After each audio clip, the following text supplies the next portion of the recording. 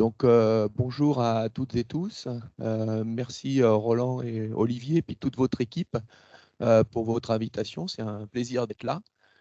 Effectivement, j'ai travaillé à vos côtés avec Fabien sur la Dordogne, où j'ai beaucoup appris du fonctionnement de ce cours d'eau-là et m'a amené d'autres éléments de connaissance par rapport finalement à d'autres expériences que j'avais sur les cours d'eau. Donc là, je vais introduire en quelque sorte quelques éléments concernant l'état sédimentaire des cours d'eau et pourquoi finalement s'intéresser à l'état sédimentaire. On a parlé de services écosystémiques. Il y a des enjeux qui sont associés à cet état. Il faut imaginer qu'un cours d'eau n'est pas statique. Il évolue au cours du temps. Alors certains le sont, hein, et puis d'autres le sont beaucoup moins. La Dordogne, dans une situation un peu intermédiaire. Elle est un petit peu endormie du fait des barrages amont, mais elle a encore un certain potentiel d'activité. Donc, c'est un peu les éléments que je vais introduire. Alors, pour commencer, quand on parle, des fois, il y a un quiproquo quand on parle de sédiments, puisque sur un cours d'eau, il y a deux types de sédiments, en géomorphologie notamment, qui vont nous intéresser particulièrement. Donc, ici, vous êtes à la confluence du Drac et de l'Isère, hein. Les premiers sédiments qui peuvent nous intéresser, c'est les sédiments grossiers. Si vous connaissez la Dordogne, vous savez que c'est une rivière qui transporte des sédiments grossiers. Ces sédiments grossiers sont très importants parce qu'en plaine alluviale, finalement, c'est dans ces sédiments que que la rivière dessine son lit.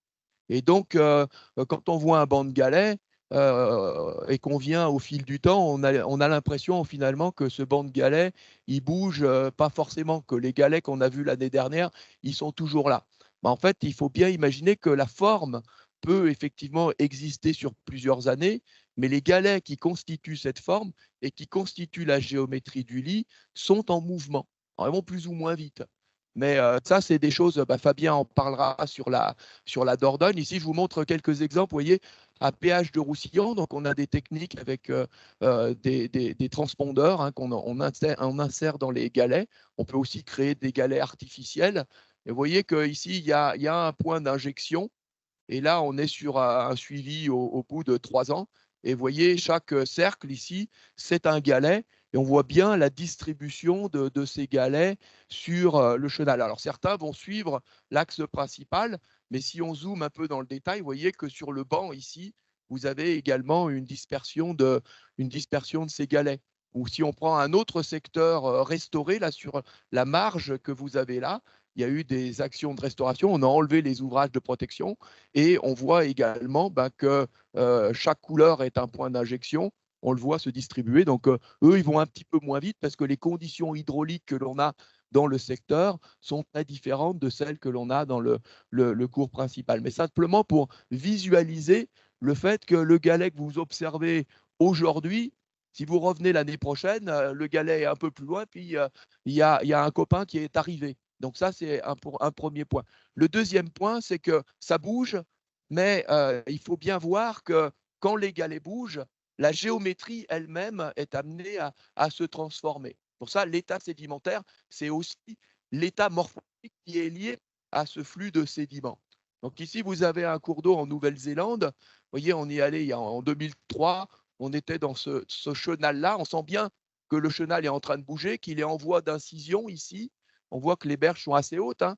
Les personnes, vous voyez, le groupe vous donne une idée, on est à plus de 2 mètres. Et puis, vous voyez, en 2020, la situation. Donc là, on a eu ce qu'on appelle un exhaussement. Donc, on a un système qui s'exauce, s'incise, il est hyper réactif, hein. Il ne faut pas imaginer que tous les cours d'eau sont comme ça. Et simplement pour vous montrer que ce transport solide, ce déplacement des galets a une incidence sur la morphologie du cours d'eau. Et en fonction de l'état morphologique du cours d'eau, eh bien, vous allez avoir sans doute parfois certains bienfaits, des produits qui vont être intéressants, mais vous pouvez aussi avoir un certain nombre de nuisances que vous pouvez être amené aussi à devoir gérer. Donc, si je reviens à ma confluence, vous voyez qu'entre le Drac là, qui arrive à droite et l'Isère, les masses d'eau n'ont pas la même couleur. Donc, il y a un autre type de sédiment qui est transporté dans la masse d'eau, ce qu'on appelle les matières en suspension. Donc, le galet, au fond, il peut parcourir quelques centimètres par an. jusqu'à plusieurs kilomètres par an. Ça dépend du système sur lequel vous travaillez. Sur le Rhône, tout à l'heure, je vous ai montré, on est à plusieurs centimètres par an. Sur la Dordogne, c'est un peu moins rapide. Donc, ces matières en suspension, on va à peu près à la vitesse que la masse d'eau. Ils sont transitent principalement en crue ou sur des systèmes comme ça. Si vous avez un coup d'eau, de pluie, etc., dans des zones qui sont très productives, même avec des débits moins élevés, il peut y avoir un transport de matière. Alors, ces matières-là, elles vont former un peu une sorte de nappage. Le grossier, il forme le lit dans lequel s'écoule l'eau, et puis les matières en suspension, elles vont avoir tendance à se déposer en lit majeur et exaucer le lit majeur. Donc, géomorphologiquement parlant, les deux types de sédiments sont importants à considérer, mais on les aborde d'une certaine façon différemment. Dans les matières en suspension aussi, on peut avoir des contaminants qui peuvent être associés. Et notamment quand on se pose la question d'enlever des ouvrages, parfois qui sont anciens, parfois on a des stocks de sédiments fins derrière qui peuvent être potentiellement.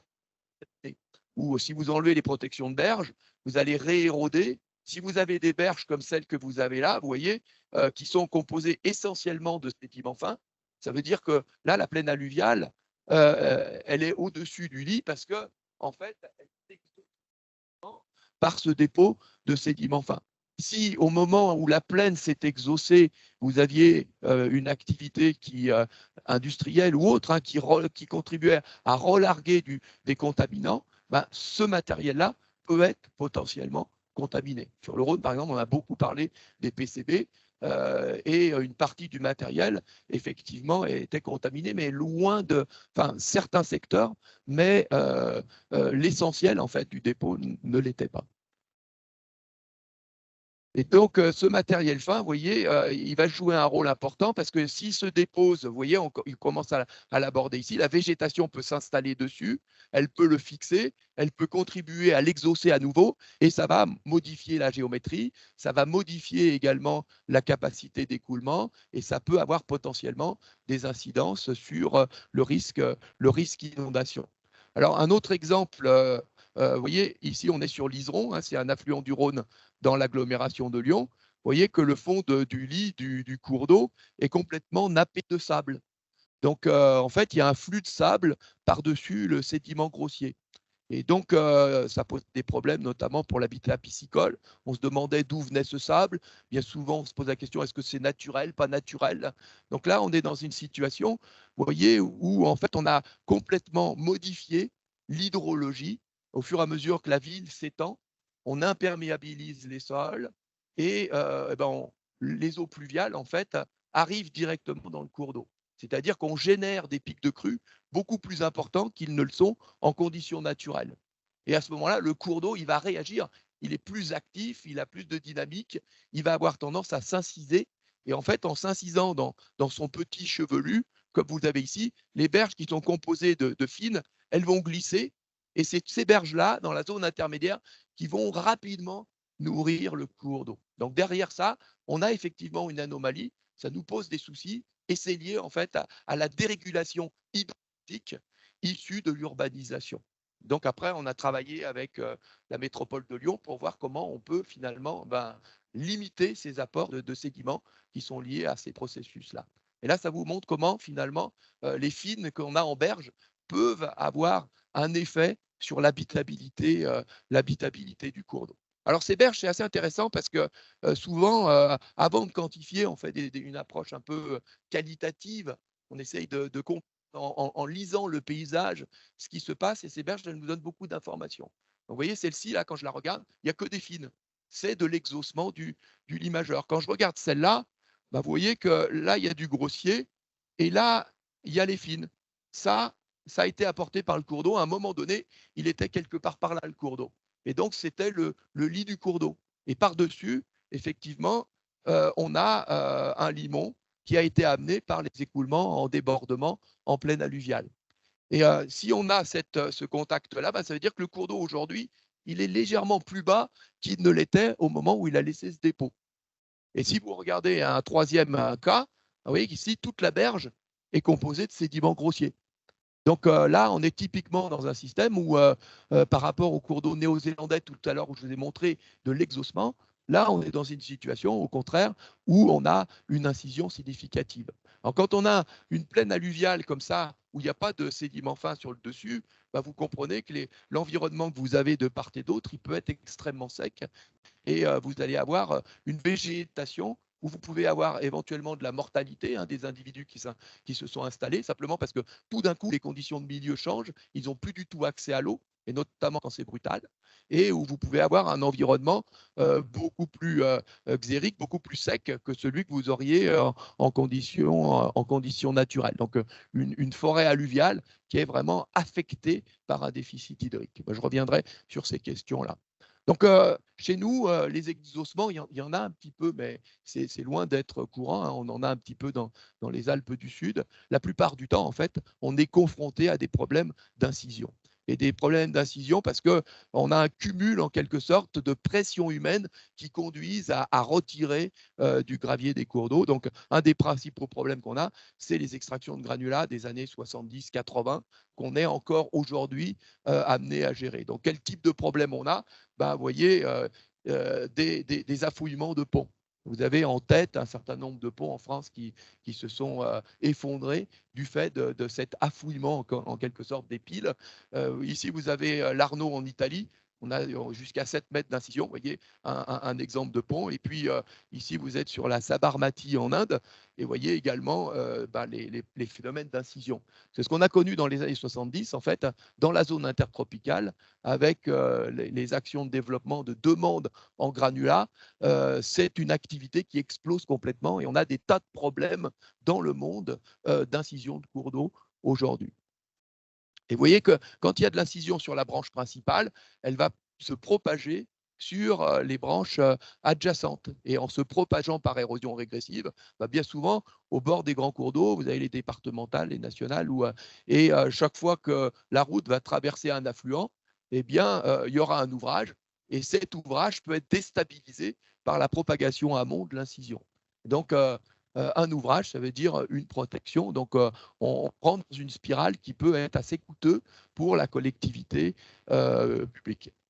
Donc, au-delà de ça, bah, cette incision, elle peut aussi déchausser les digues.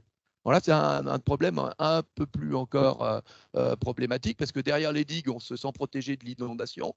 Donc, bien souvent, on a eu tendance à favoriser des aménagements, augmenter la vulnérabilité, dire on est protégé. Mais malheureusement, l'état sédimentaire changeant, les digues étant affouillées, on a vu avec la crue de 2010 sur la Drôme, ils sont venus conforter une digue parce qu'il y avait une brèche qui se mettait en place et donc un secteur qui n'avait pas été inondé depuis très longtemps, eh bien, allait être potentiellement inondé. Donc là, ça peut avoir des effets sociétaux, économiques qui peuvent être tout à fait importants. Alors, je reviens sur un cas indien. Cette fois-ci, c'est la Yamuna. Vous voyez la ville de Delhi ici. Ce qui est en violet, c'est la progression de la ville. Donc, c'est un des secteurs de plus forte urbanisation au monde au cours des dernières décennies, hein, entre 89 et 2018. Et là, on regarde la Yamuna qui passe qui passe Delhi, qui va vers Laval, hein, qui va vers Agra et puis tout le patrimoine architectural que vous connaissez, l'un des joyaux architecturaux de l'Inde, qui est au pied de la Yamuna. Donc, si vous regardez le tracé en plan de la rivière, entre les deux dates, il y a deux choses qui nous sautent aux yeux.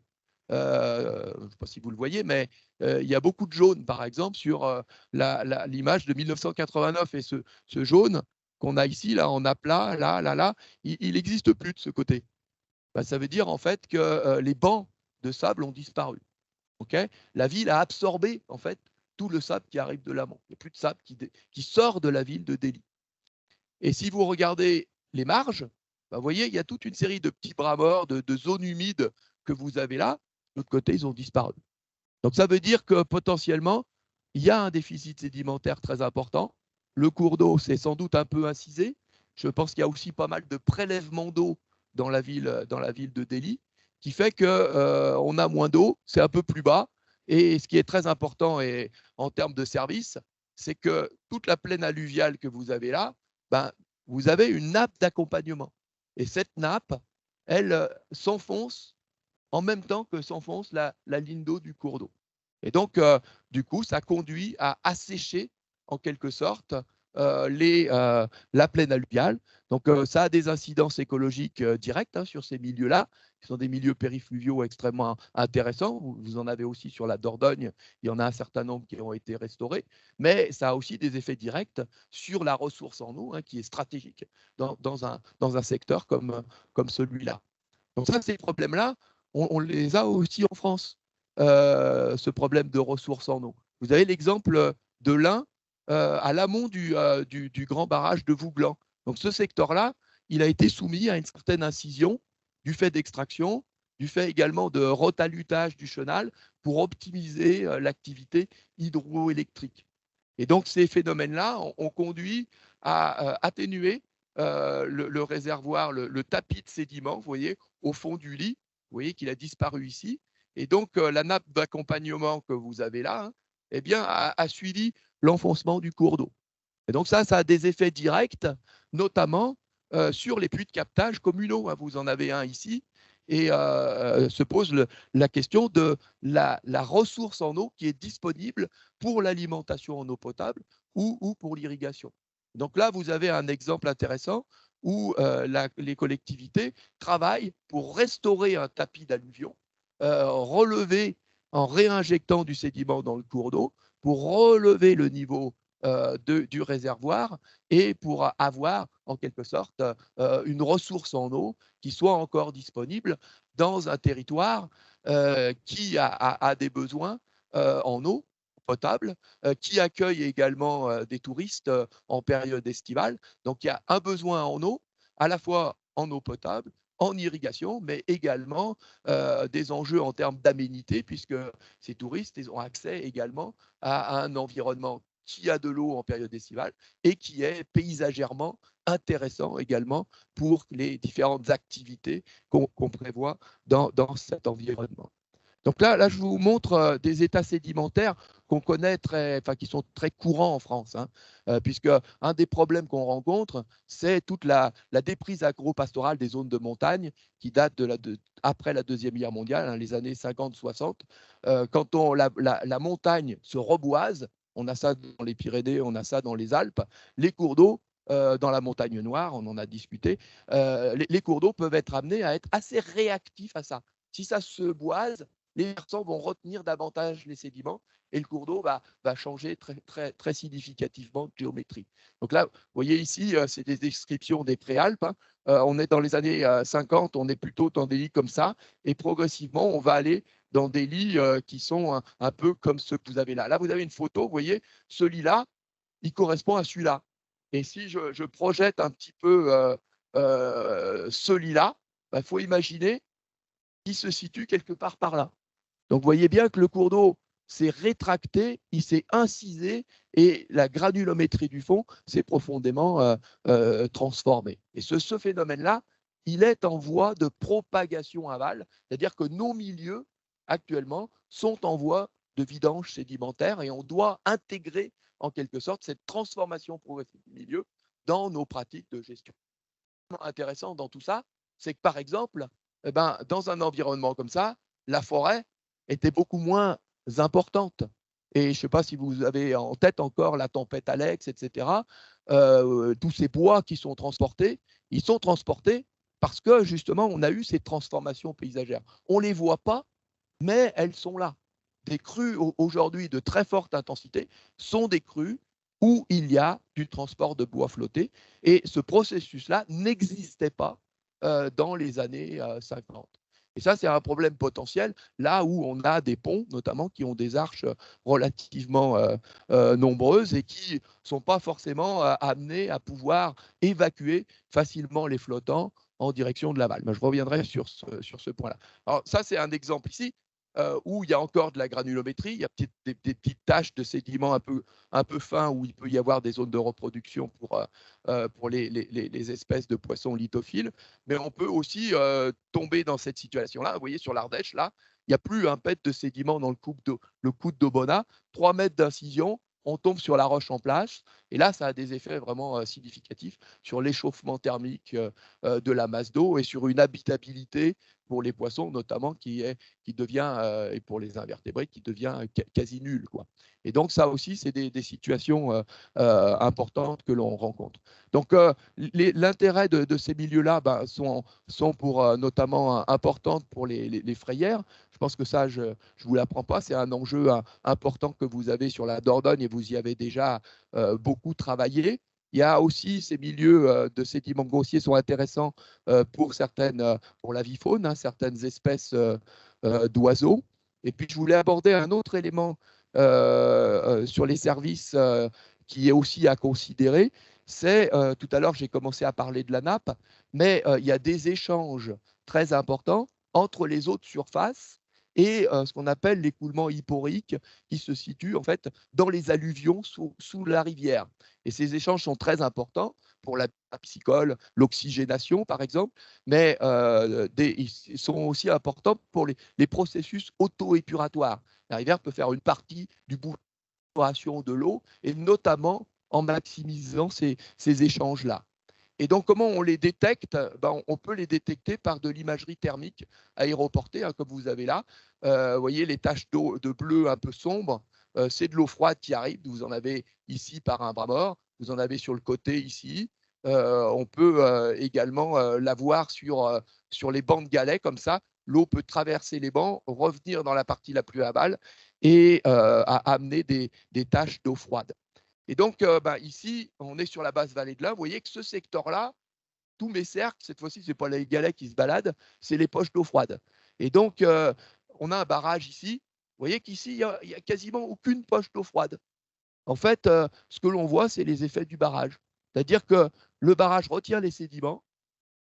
À l'aval du barrage, les sédiments sont exportés, le cours d'eau s'incise et laisse les plus grossiers en place, qui ont tendance à créer une matrice d'induration entre eux. Ils forment une carapace. C'est ce que vous avez là. C'est vraiment le phénomène, ce qu'on appelle de pavage.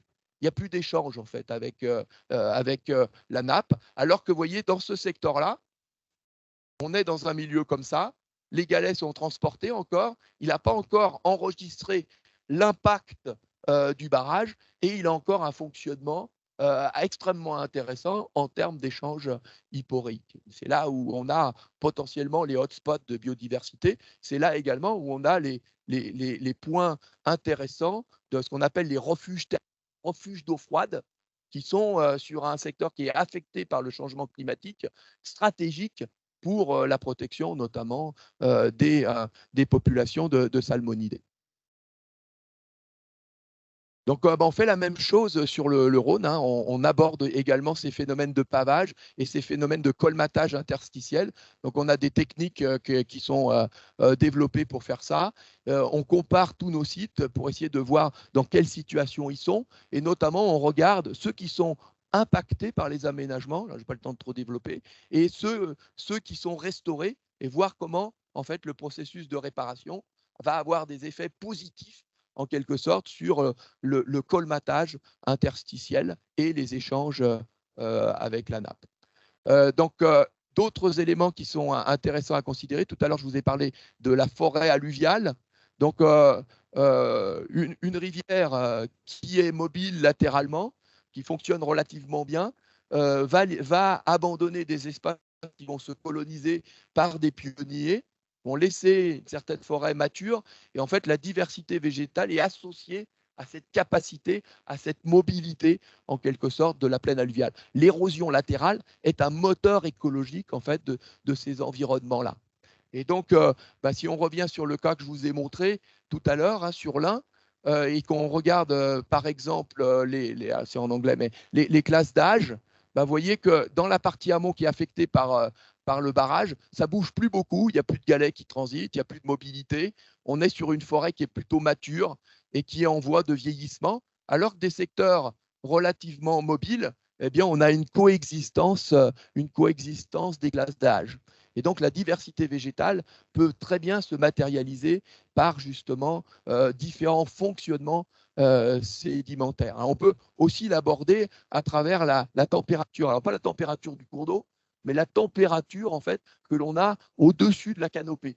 Et ce que l'on voit, en fait, c'est que quand il y a un stress hydrique, eh bien, les individus vont avoir tendance à limiter, fermer leur stomac, limiter le plus possible l'évapotranspiration. Et donc, on a un léger réchauffement thermique au-dessus, en quelque sorte, des houppiers des arbres. Et c'est ce que vous avez ici.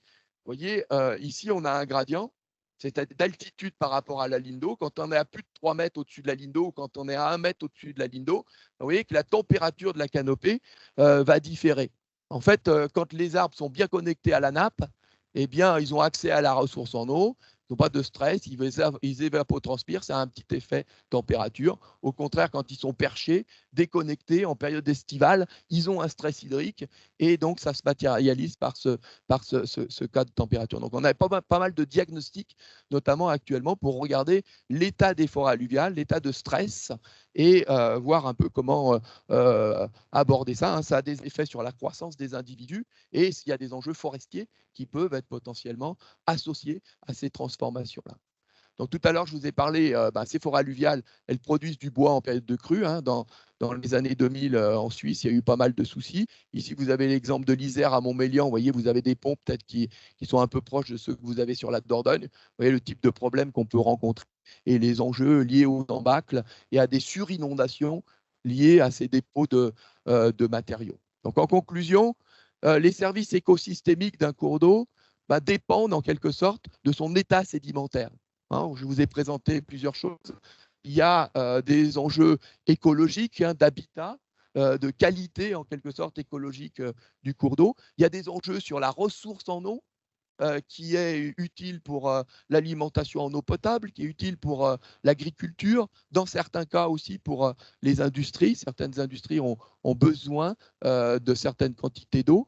Il y a des enjeux en termes de risque d'inondation associés au flux d'eau, associés à la rugosité du chenal, mais également des enjeux d'inondation liés aux flottants, des enjeux d'inondation ou de crues qui sont liés également à la stabilité des ouvrages. Il y a des enjeux paysagers, hein, de cadre de vie, d'attractivité des territoires qui sont également associés à ces phénomènes-là. Donc, ce qui est important en géomorphologie, et on a travaillé avec Ipidor et l'ensemble des acteurs de l'eau sur la Dordogne dans cet esprit-là, avoir un bon diagnostic, savoir ce qui se passe, dans quel état est le cours d'eau, où est-ce qu'on va. C'est des choses importantes pour pouvoir définir les objectifs. Hein, quand vous êtes malade, il y a un diagnostic de quoi êtes-vous malade d'une certaine façon, et il faut établir le bon diagnostic pour trouver les bons, entre guillemets, médicaments. Le bon diagnostic, évidemment, vous n'aurez pas les bons médicaments. Donc ça, c'est un point très important. Le diagnostic est essentiel. À quelle vitesse ça bouge? Quelle quantité de matériaux sont à gérer? Si vous commencez à penser des volumes, il faut que vous ayez des projections, des scénarios qui soient faisables, qui soient dans les ordres de grandeur du cours d'eau. Quels sont les gains potentiels des actions? Et on revient sur l'état sédimentaire et le lien avec les services écosystémiques associés. Je vous remercie de votre attention. Merci beaucoup Hervé de nous avoir concentrés dans ce temps-là, énormément de choses. Enfin, c'est passionnant, moi j'aurais bien aimé que ça dure 2 heures, mais malheureusement. Mais je sais qu'Hervé a beaucoup de cours ou de conférences qui sont accessibles en ligne, donc n'hésitez pas, enfin, c'est passionnant. Est-ce que vous avez des questions à poser sur ce premier exposé? Hervé, tout à l'heure, tu évoquais l'idée que le fait que l'incision du cours d'eau avait un effet sur les nappes d'accompagnement, donc qui s'abaissaient. Tu n'as pas évoqué l'effet soutien d'étiage que ça peut avoir. Donc, si on a un cours d'eau qui n'est pas incisé, avec des nappes qui fonctionnent bien, j'imagine qu'au moment de l'étiage, et on sait qu'avec le changement climatique, la question de l'étiage devient très importante, ça peut avoir un effet bénéfique sur un effet retard ou réalimentation du cours d'eau. Alors oui, les bases d'eau en fait sont intrinsèquement associées aux réservoirs phréatiques. Donc c'est eux qui vont soutenir encore en quelque sorte le niveau d'eau.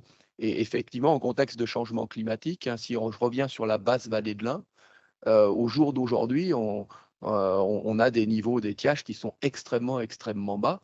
et ça pose un certain nombre de problèmes. Ouais. Au-delà, il y a la question du soutien d'étiage, et tout à l'heure, j'ai introduit ces questions de refuge thermique. Là aussi, quand on a des étiages vraiment très prononcés, on peut avoir la chance ou pas d'avoir des arrivées d'eau froide qui peuvent être des refuges. Donc ces arrivées d'eau froide, elles peuvent avoir une présence dans le paysage fluvial sans qu'il y ait des quantités d'eau importantes qui arrivent et qui contribuent en quelque sorte au débit de la rivière. Mais ne serait-ce que d'avoir des taches d'eau froide ici ou là, ce sont des refuges qui sont essentiels. Et c'est un des volets d'action qu'on a aujourd'hui quand on parle de la résilience des milieux. Eh bien, au changement climatique, c'est de savoir si effectivement ils ont ces propriétés-là ou pas. S'ils les ont, comment faire pour les préserver? S'ils ne les ont pas, peut-être qu'ils ont disparu. Et donc, il y a des réflexions à avoir en fait sur les réservoirs phréatiques qui accompagnent en quelque sorte la rivière. Et s'ils contribuent significativement au débit d'étiage, ben là, vous êtes encore plus chanceux. Vous êtes sur un système qui est encore plus résilient et où vous avez des chances d'avoir certaines capacités d'adaptation aux changements en cours. Oui, bonjour. Je voudrais revenir sur l'histoire du diagnostic. Je crois que c'est tout à fait vrai. Alors, c'est quand même un diagnostic qui se complexifie un peu dans un contexte de changement climatique, puisque bon, la gestion sédimentaire est forcément liée à l'hydrologie des cours d'eau, et avec des évolutions d'hydrologie qu'on pressent, qu'on modélise, en tout cas qui sur le bassin d'Or-Garonne vont être très significativement différentes. Ça amène aussi à se projeter dans les décennies à venir, puisque bon, c'est quand même des grands chantiers. La gestion sédimentaire de la Dordogne, on sait bien qu'on ne va pas tout faire en un coup et qu'il faut inscrire l'action dans une durée importante. Et comment tout ça va évoluer, la vitesse d'évolution, notamment de l'hydrologie, est importante. Donc, ça devient diagnostic où je pense qu'il y a une part peut-être de choses incertaines, une part de risque, et il faut aussi l'intégrer dans ces diagnostics. Donc, ça ne doit pas être très évident. Je ne sais pas si vous avez pu, vous, intégrer une gestion sédimentaire sur des décennies à venir avec un facteur d'hydrologie qui évolue de manière forte. Alors, oui, je pense que dans le diagnostic sur le changement, il faut déjà avoir une idée de ce qui change. Et là, bon, on a l'augmentation des températures. Ça peut avoir des effets notamment sur tout ce qui est associé aux espèces, à la végétation riveraine. Ça peut accélérer ou ralentir le processus de végétalisation. Et si on s'en tient à l'hydrologie, ce qui va nous intéresser en géomorphologie, c'est de savoir si le changement a des effets sur le régime de crue. Et donc, parce que là, on voit, il a des effets sur les basses eaux, il a des effets sur le débit moyen annuel. Donc ça intéresse directement la ressource en eau ou les activités de loisirs en période estivale. Mais pour la géomorphologie, ça ne change pas énormément. Ce qui va nous intéresser, c'est de savoir est-ce que le régime de crue va changer. Et jusqu'à maintenant, dans nos territoires, je connais bien le bassin du Rhône, on ne démontre pas un changement du régime de crue. Donc, on aura beaucoup moins de neige, etc. Bon, donc, ça veut dire que la vitesse d'évolution géomorphologique du système, elle est à peu près la même. Mais l'incidence, c'est la conséquence du changement dont on vient de parler, et on a parlé de services écosystémiques, c'est comment finalement lier l'évolution morphologique qu'on arrive à peu près à discerner avec en quelque sorte les changements associés en termes d'habitat, en termes de disponibilité de la ressource, et comment finalement la gestion géomorphologique du cours d'eau peut maximiser des gains ou préserver, c'est un peu cette logique-là. Et c'est un peu cette difficulté-là qui nous oblige en fait à avoir des démarches intégrées. On ne peut pas faire de la géomorphologie d'un côté et puis aller se poser la question de la ressource en eau de l'autre côté. En fait, il faut matcher les deux. Et ça, ce n'est pas en soi que c'est compliqué, ça demande une organisation collective, ça demande une stratégie collective pour connecter en quelque sorte les connaissances et les partager. Moi, j'avais une toute petite question aussi. Tu nous as parlé de la température, Mais dans quelle mesure est-ce que l'état sédimentaire du cours d'eau peut modifier la qualité physico-chimique des eaux? Est-ce qu'il y a est-ce que ça peut jouer de façon importante? Alors, ça, c'est tous les échanges hyporiques, hein, entre l'écoulement dans la masse graveleuse et l'écoulement superficiel. Et donc, si le contact, on le perturbe, notamment par du colmatage, on va limiter ces échanges. Et en fait, le potentiel auto-épuratoire, notamment, il est lié à cette capacité d'échange, parce que c'est là où les processus, justement, auto-épuratoires, bactériens notamment, vont jouer à plein. Donc, si on perd ces processus-là, on perd la capacité auto-épuratoire. Donc, et bien souvent, quand on est dans un processus d'incision, on est amené bien souvent à perdre, ou un processus également qui va ralentir, fixer un peu les sédiments. C'est ce qu'on a sur le Rhône. Les sédiments, ils bougent quasiment plus. Et en fait, entre les sédiments se mettent des particules très fines qui fait qu'on perd complètement ces échanges-là. Donc, il peut y avoir des travaux de restauration, notamment via les injections, qui peuvent permettre de restaurer ces processus. Merci. Une dernière question, parce qu'après, il faut qu'on avance. De toute façon, Hervé est là toute la journée avec nous, donc on va pouvoir discuter avec lui, y compris à la pause. Alexandre.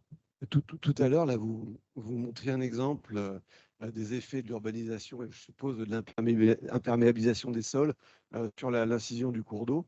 Et je vais, face à ce diagnostic et aux solutions éventuelles que vous pourriez présenter, quel était, je dirais, l'écoute et puis l'accueil des forces politiques locales, ou, voilà, tout confondu, élus, syndicats, sur les solutions que vous pourriez apporter notamment? Alors, dans le cas de Delhi, c'est vraiment la question, c'est pas une question d'imperméabilisation, c'est vraiment une question de prélèvement. C'est-à-dire qu'on est dans des régions où il y a un vrai déficit en eau, il y a des vrais besoins en granulats pour la construction urbaine, et donc on exploite très intensivement le cours d'eau. Donc, et ça, si on regarde en Inde, mais bon, c'est aussi en Amérique du Sud, en Afrique, ça commence, en Turquie, où là aussi, il y a actuellement, les collègues gestionnaires se posent la question de l'interdiction ou de la réglementation des prélèvements de granulats.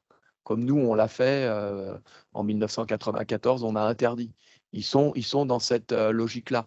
Il y a sur le Gange, hein, le grand bassin du Gange, il y a la mission nationale pour, ils appellent ça National Commission for Clean Ganga, donc pour un Ganga propre. C'est ni plus ni moins une proto-agence de l'eau, hein, pour vous dire les choses. Eh bien, ils se sont emparés du sujet de l'extraction des granulats. Où dans le bassin, on extrait des granulats, où est-ce que c'est excessif et comment on peut réguler cette activité-là. Donc l'Inde, vous avez des associations qui sont actives, hein, et sur les cours d'eau et qui essayent de défendre les cours d'eau, de limiter les transformations. Et donc, ils jouent un rôle important, en quelque sorte, pour aider les acteurs des territoires à avancer sur ces sujets-là, qui sont évidemment, hein, des sujets difficiles. Comme nous, l'extraction et l'interdiction des extractions dans les années 80, si certains se rappellent, c'était un sujet difficile.